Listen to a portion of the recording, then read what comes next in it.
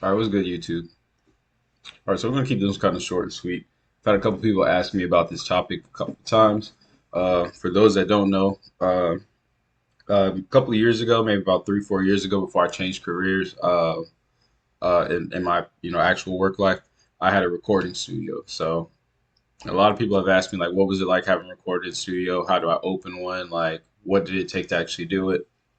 And I'm gonna kind of go over those a little bit about that. I might even make this like a series because I've had this question before a couple times, but I don't have the studio anymore. But I'll go over. I still have the website and everything set up, but I'll show you guys kind of about what I did to make all of this happen, pretty much. So let's go ahead and get started.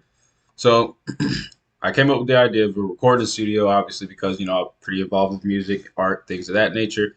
I had just gotten out of school and I was trying to figure out kind of what I was wanting to do. I've always wanted to have my own business and run my own business, but it was never really sure up until I got to the point of making music. So pretty much what it's a lot simpler than what people would think it would take to make a recording studio or kind of any business that's similar to this type of style. And I'll kind of explain it. And then now that it's been a couple of years, I can look back on it and think of the things that I could have done better and mistakes that I've made while when I would have this studio, and then things that I could have improved. So like now, if it was today and I was doing this all over again, I would do something.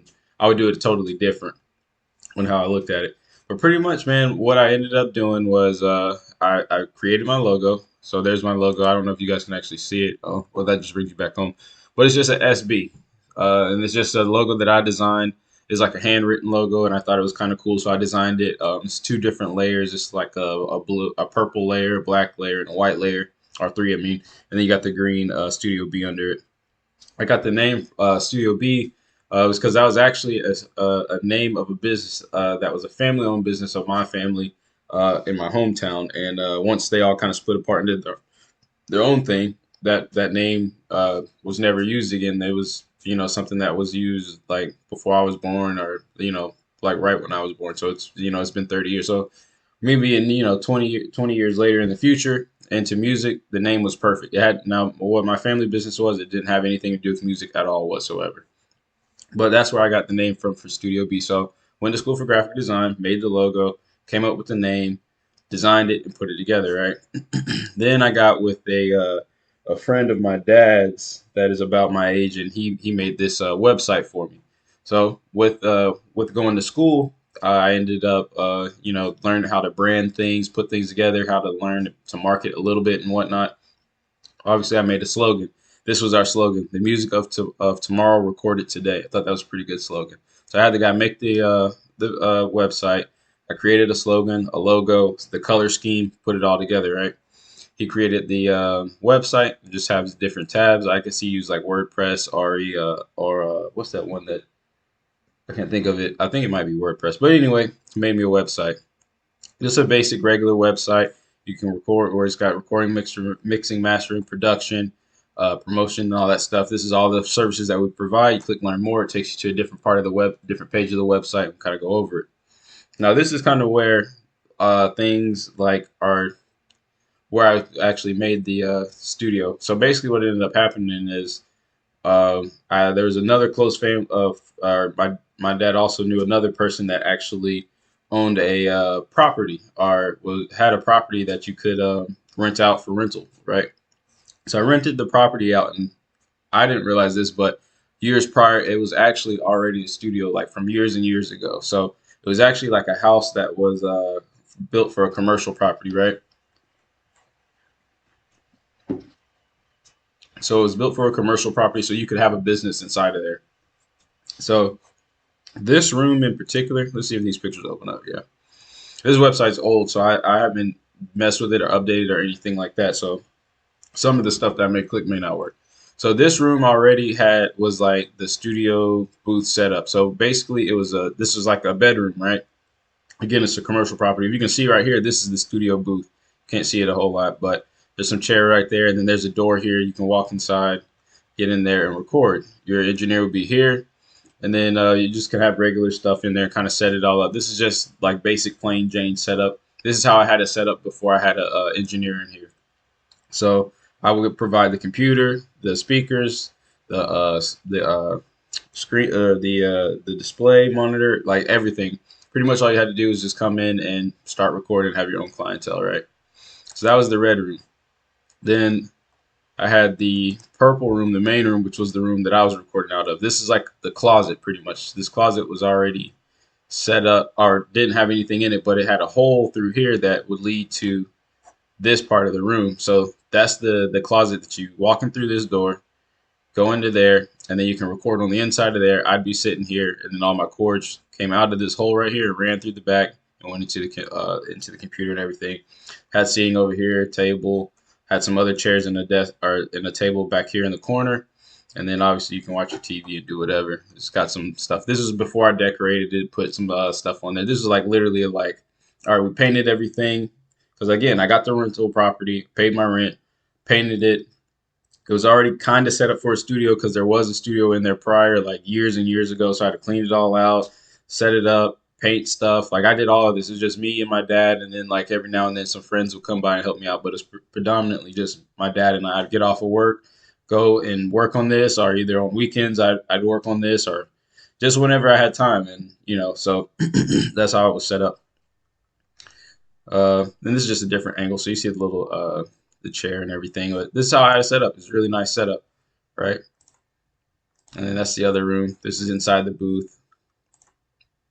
That's the other room. So I went through them all. So from the top, got a logo, made a slogan, got a website made, found a rental property, and painted the rental property, and put all my stuff in there. So people ask me, how did I get like the stuff that I put in there? Man, literally all I did was, this is an old table from my childhood. I had that table since like literally I was a little kid. I was playing in a game like GameCube on it. This couch was donated to me. I went and bought these little curtains for cheap, like at the dollar store. This is like a little cheap desk you could get from the dollar store or whatever, or Walmart or something. So the main components that you're going to need to have this studio is that you need to have a good computer. So this is like an iMac tower, right? So I have several of them. I actually have like 4 or 5 of them. But I have an iMac tower here and then like 3 in my closet over there. But pretty much what I ended up doing was these iMac towers, you could actually open them up, take them apart, and then have people upgrade or have you yourself or have somebody else upgrade all the parts on the inside. And that's what I did. So I bought these all really cheap for like $100, $200, 150 here, there, or whatever. And then I went and bought computer components like a graphics card, RAM, and upgraded the RAM and updated things, all the guts of the computer, and pretty much ran it off of still ran it off of Apple and the iOS that was on there. Just updated it. I had Pro Tools, and then I had Studio One that I was using, and then just got some basic speakers. I believe these speakers in particular I bought from a pawn shop. I think this computer screen I bought from like Walmart for like $20, right? And that's pretty much it. So I got a chair, the cheap desk, a cheap computer, but I upgraded the components. The components were kind of expensive. And then some cheap speakers that I got from the pawn shop, made sure they work. An interface, because I've made videos of explaining, using an interface and which one I use and all that stuff. A table that I just had at the house that was from my childhood. A couch that was donated. Like I said, this was already, this structure and everything was already built inside this room. Had that not been built, then this would have been a lot more costly to me, right? Then we go to the next room. So all I did was just buy a whole bunch of these foam paddings. You can get them from off of Amazon or like eBay or something of that nature. And I just used some spray adhesive on the back, and I stuck them on there. These little green squares right here are like other like foam that I would cut up and had it shaped a certain way, sprayed them down, and then I just added extra little, stuff on foam padding on there. You don't need anything crazy. You just really need to just kind of insulate the room, pad it up pretty good, and then have it like a nice quiet space. You can't see it, but there's actually another room in between. Let's see here. How can I get to it? In between this room. I don't know if I even ever took a picture of it. So like right here, when you walk into here, there's actually another room like right sitting in here that is really tiny, almost like closet space or like a pantry, walk-in pantry. And I had a chair in there and whatnot. But and I would shut this door. So we keep it all closed off and quiet, and that was pretty much it. You don't really need anything crazy or a whole lot because if you, I've talked about in other videos where like Migos recorded their song Versace in like literally like a room just like what I'm sitting in the closet over there with like a mattress laid up against the wall, and that was it. So this was much better quality than what that song was, and you hear the quality that you hear it from that song. So you don't need anything super crazy or anything out the ordinary or wild out there to make all of this happen to make a quality song. It's really gonna come down to your mixing, right? But that's literally pretty much it. I bought my equipment, so let's go back over here. So as you can see, there's a Mac Tower. That one is which is this one here. That one had all the upgraded parts in there at that time, like the newest stuff that I put in there. I had two really nice Yamaha speakers with some padding behind it on the stands. I had my keyboard, but that was just there just to take the photos for looks and whatnot. But and I had my Scarlett interface, and then my two double monitors, and that Studio One that you see up there playing, and that was it. So I mean, the biggest expense that I had when I was doing this was building the computers, like putting the computers together. You can either buy a tower or buy a certain computer that's already set up for that, or you can get a case and build a computer, or you can get like an older computer like I did and build it. The reason I went with this is just because at the time that's all I had ever seen. When I went to studios, I always saw those computers, and then I just knew that I needed to upgrade the stuff inside of it. So that was the biggest bulk expense. Other than that, it was the rent and the utilities because that comes along with that. Because again, this is a rental property, right? So I had to get the utilities in my name and everything, pay the rent, and get Wi-Fi. That was the other thing, and that was essentially it, man. It was no different than if you think about it. If you were to go and rent or go to an apartment complex, sign up a lease, uh, and start renting that place out. The difference was I wasn't living in it, so I had to get all the same stuff that I needed. That there's a bathroom in here. If you click right here on this picture, that's the bathroom. You go inside of there, you can go directly into the bathroom. Now this house right here that I had set up again, it was a house, like it was a one-story house. It was a commercial property. There was a living room, an extra like bonus room up front as well that I was going to turn it and use into an office. The living room was just like a lounge, and then you'd walk in and there was a hallway, and then in that hallway you can either go left into the purple room, which is this one, or make a right into the red room. And then if you didn't, you could go straight, and then to the left again there was another door, and you'd be inside the bathroom in here. And then if you didn't go make that left at that door, there was a door right there that, kind of making a 90. That was straight ahead. If you open that, you'd be outside, go out into like the little deck area and whatnot. It was a really nice setup. I had it set up perfect. But thinking back on it, I under that once I switched up careers and I had to, and a lot more of my time went to work. That's when I had to let this go because I couldn't be there. I did have an engineer that was in this room doing his thing. It didn't really work out the way that I planned and had hoped to, and it was a sweet setup. I'll go into details of that in another video and whatnot. But that was basically it. Like literally how I explained it to you is how easily somebody could actually do this. You literally make a logo, get a slogan, make the name of it and everything, get a website, take some photos, find a place to rent, have it either built to have all the to have a recording room if it doesn't have one.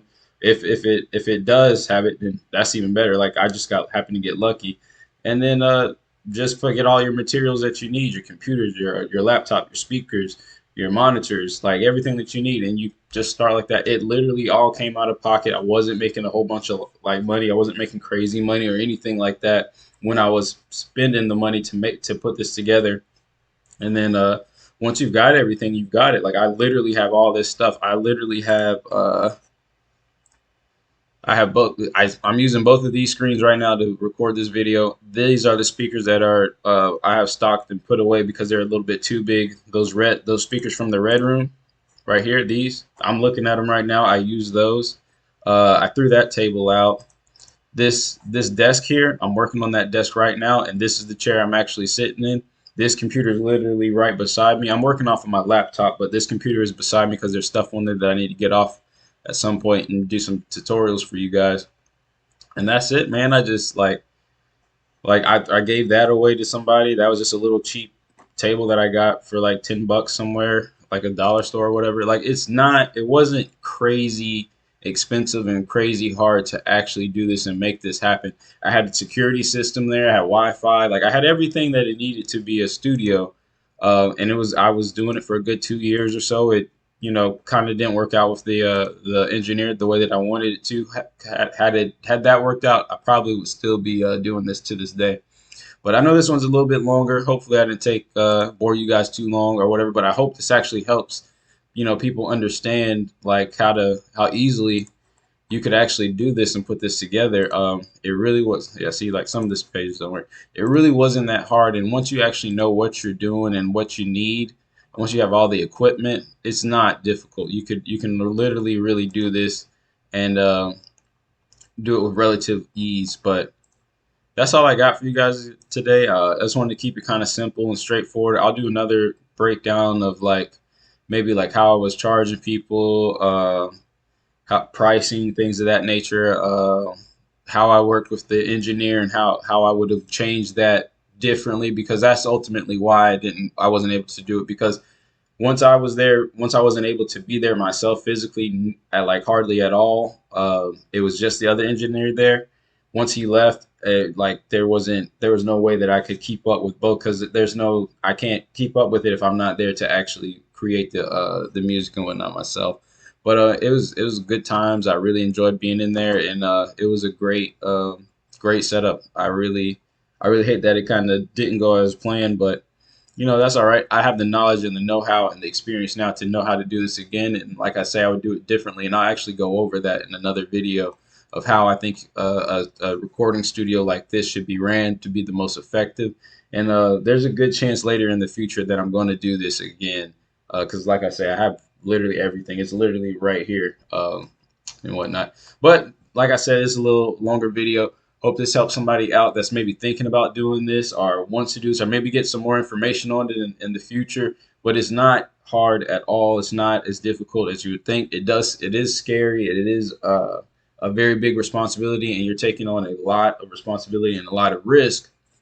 But the risk, the reward can outweigh the risk if this is done right and if it's done properly. And even if it doesn't go the way that it's planned, I think that this is a business or something that somebody could really take, utilize, and expand and grow from this. And I think this could be I think this is, if I wanted to create a business again, this would be the route that I go. And I have, one or two other ideas of things that I want to do. But the way that I would explain this in this next series coming that of this studio stuff, I'll explain how I think it should be set up. And hopefully it'll help somebody out in the future and they can avoid the pitfalls that I'm going to explain, and then expand upon the things that I think I did well. So that's all I got for you guys. I hope that helped the guy out that reached out to me about this. I hope this helps out some other people, and I hope it's just an interesting topic.